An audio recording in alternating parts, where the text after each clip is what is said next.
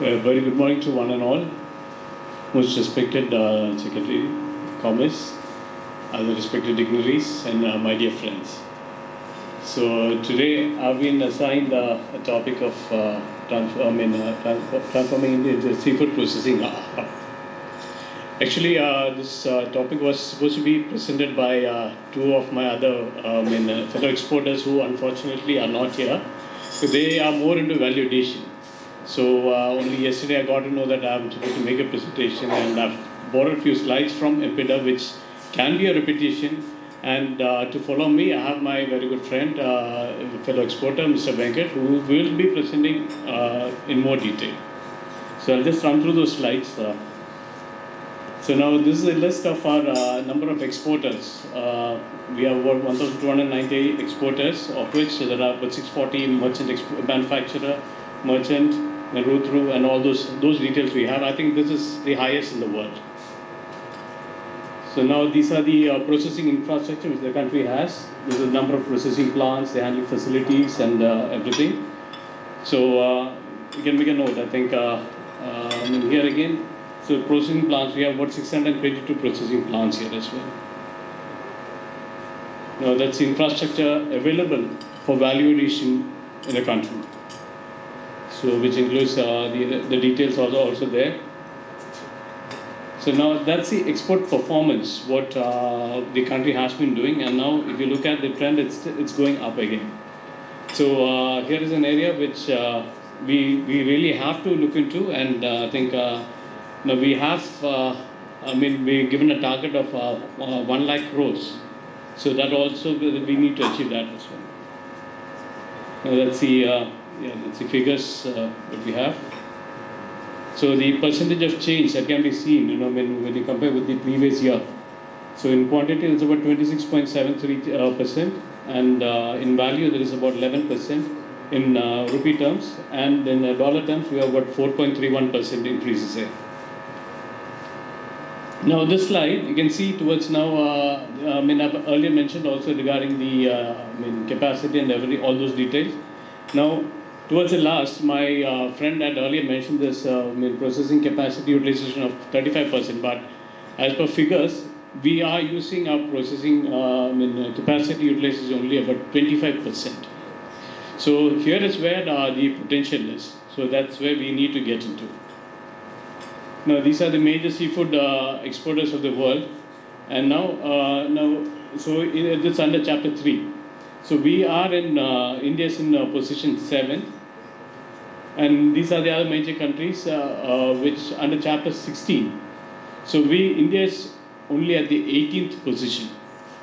So this is where we really need to, really jump up, because we have everything, and I think we'll get into that. So under Chapter 3, these are the products. We have fishes, crustaceans, mollusks, and and on the Chapter 16 we have products for preparation of meat, of fish or fish and crustaceans, mollusks, and other invertebrates. Now the status of our competitors, I think these data also, I'll just run through that. So these are the exports of Vietnam. Now Vietnam, as you can see, that under Chapter 16 there is a slight drop, but in Chapter 3 they've shown an increase here also.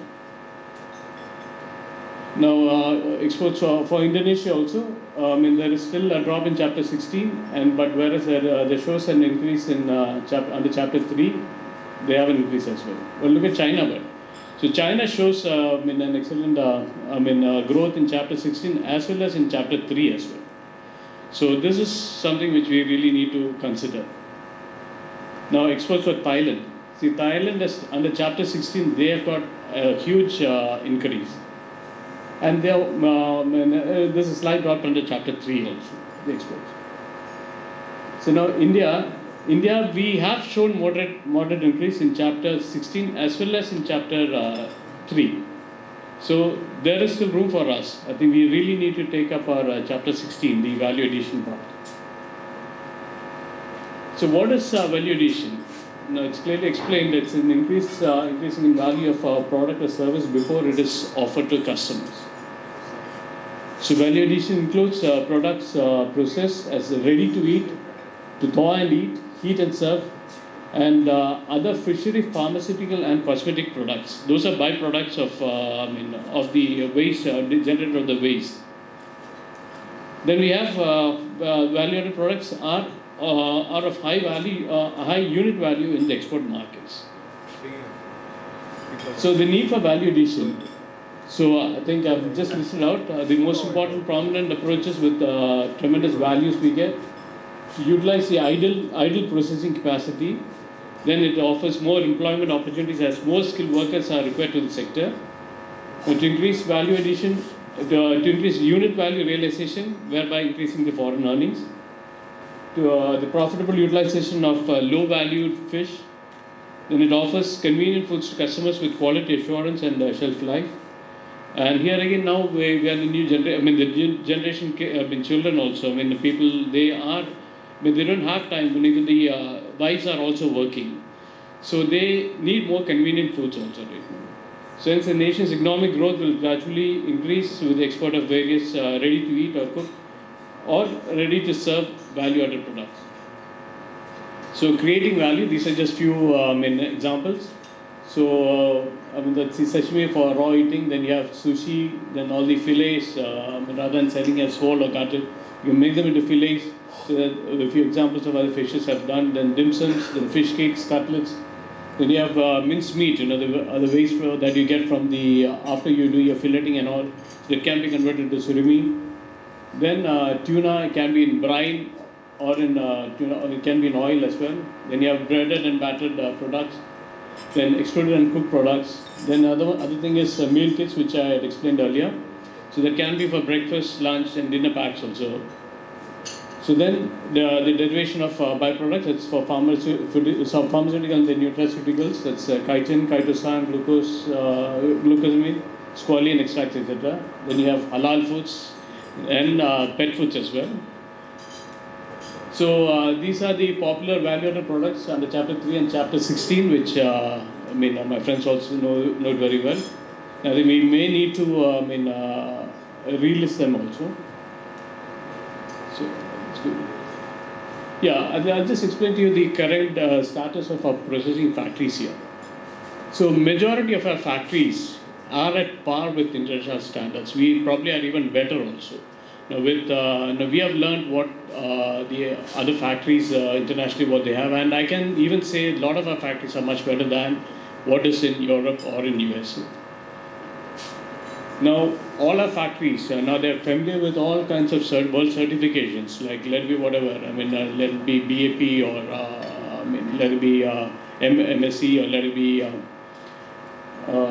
And even social audits also. We are well trained, we are well experienced, and a lot of factories have started getting into social audits as well. Now it was earlier mentioned that we have good skilled labor available, and we are very competitive. We can even offer slightly cheaper labor than the other countries also. So our labor actually they are very well trained in hygiene, quality, and consistency, everything, they're also there. So now I already mentioned regarding the percentage of capacity being utilized. So now there, if you see that every year we have a 2-month ban period on trawling. So where activities come to a standstill, especially in the, I'm talking about the marine, the capture fisheries. And even aquaculture, they also have this lean period also where people they tend to when it's not the right season to do farming, they leave it fallow. Those are times when we have processing capacities lying idle. So yeah, I mentioned regarding off period, lean, and the inconsistent seasons also. So that is one area which I have to say now. The seasons are because of ocean warming and all those El Nino effects and all. Now we have, there's a total change in seasons that's happening, and even species migration is also happening. Now earlier, we could predict, I'm saying about the marine, the capture fishery part. So we could really judge, what is going to come next, what product is going to come in the next season or the next month. Now that is totally gone out of gear. We really don't know we can't expect or we can't anticipate what is coming next. So then we have, so we have those lean periods also. So another thing is some of the factories are totally dependent on specific products. Some people may be doing only cuttlefish and squid, and some may be doing only sea cod products, and some just aquaculture. So that's the other thing. Now I'll just get into some issues of import of products for value addition. Now this is one, getting the sanitary import permit. So you have to upload your purchase order, then there are conditions that you cannot change the port of loading or discharge. So the onboard date cannot be before the issue of SIPs.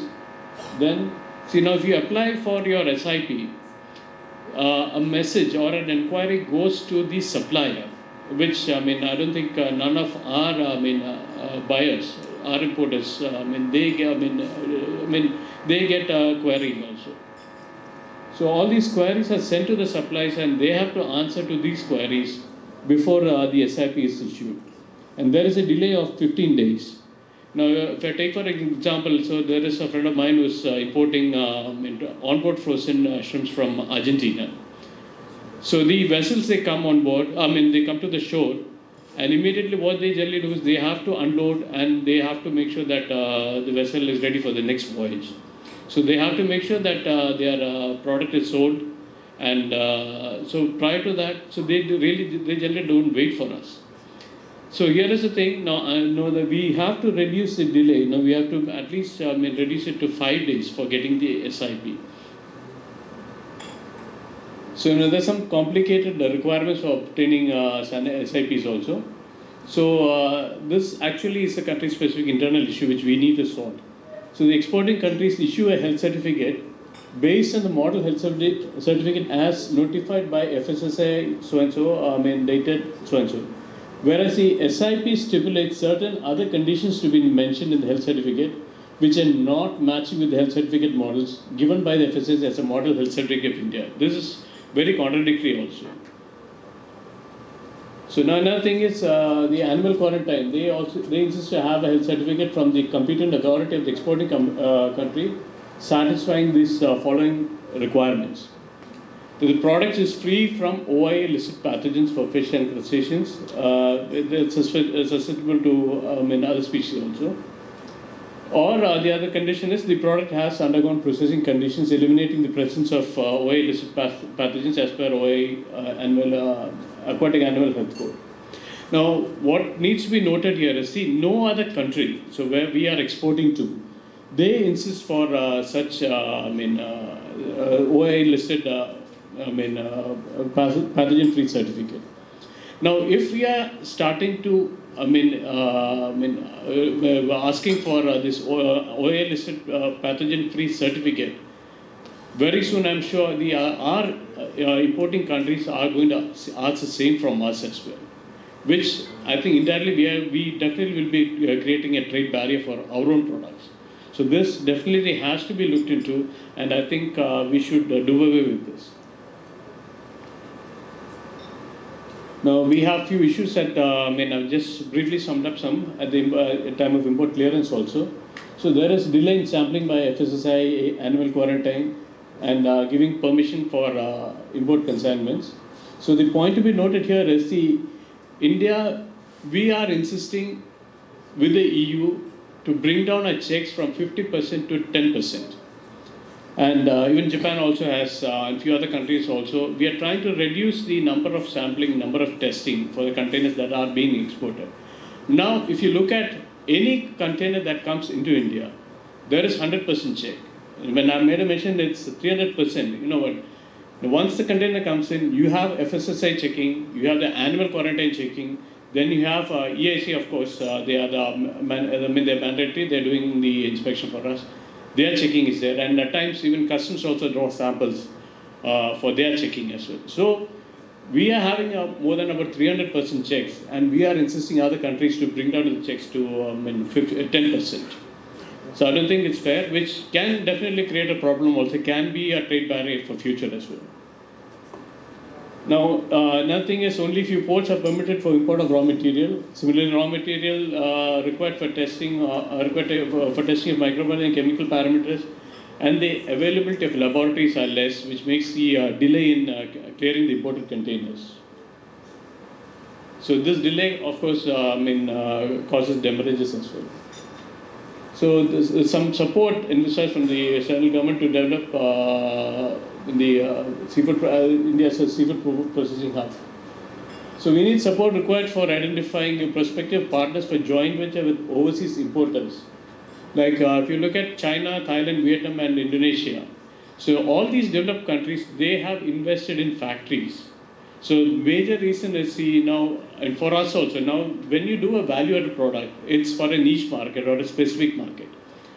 The thing is, we should not be stuck with a product after we produce it. So if you have a tie-up a joint venture or a buyback arrangement with those countries, they are sure to take back our products. And secondly, if they have an investment here, they'll definitely make sure that product comes here in India to be reprocessed and then to be re-exported. So definitely we need a monetary help to develop the infrastructure and those things which have already been addressed earlier. To say the state and central agencies must relax in norms for import of seafood for value addition and re-export, thereby claiming our ease of business exists here as well. So this is a slide which I had borrowed from a friend of mine who had made a presentation in our International Seafood Show as well. So it very clear says, make import of consumables and ingredients easier and duty-free. Filleting knives, breads, breading. See, they have all these high-end knives and everything for filleting. So they also should be freely available here. Okay, then there is a request which he had mentioned regarding setting up of Center for Excellence. So about a 25 to 30,000 square feet of facility where we can do the value addition. So then another important thing is inviting experts for filleting, sashimi production, for filleting, sashimi production, breaded products, consumables. Even as Chairman MPEDA also had mentioned regarding having people, overseas technicians coming down to India, and then under their supervision we need to get trained. So we need to simplify the visa procedures and for the international experts and trainees to come down. So then they definitely should be ease the import procedures for raw material to be used for re-export. So a maximum of 5 days. So that's if your future prospects of value addition. So we are about 8.09 billion. So I think our value addition is only about 10.37% in value addition. So look at China, Thailand, and Vietnam. They have a higher scale. They have about 71%, 41%, and 30% respectively. So this clearly indicates that we have a great potential, huge potential. We have the space, we have facilities, we have labor, everything is there. So we are definitely on an upper hand. So, and I had earlier mentioned regarding the 25% capacity utilization. And India also possesses the requisite infrastructure for diverse species we have and skilled manpower. Of course, it has been stated earlier as well. Yeah, and by allowing import of raw material to utilize idle processing capacity for value addition re-export to countries like USA, the country can definitely boost its foreign exchange. So what I would like to say here is let's make India a seafood processing hub and make the world know that there is ease of doing business here. And we definitely need to achieve our export target of 100,000 crores. And we have to publicize PM's Make in India scheme here also. Thank you very much. And I request my friend Mr. Venkat to continue with this detailed presentation. Thank you so much.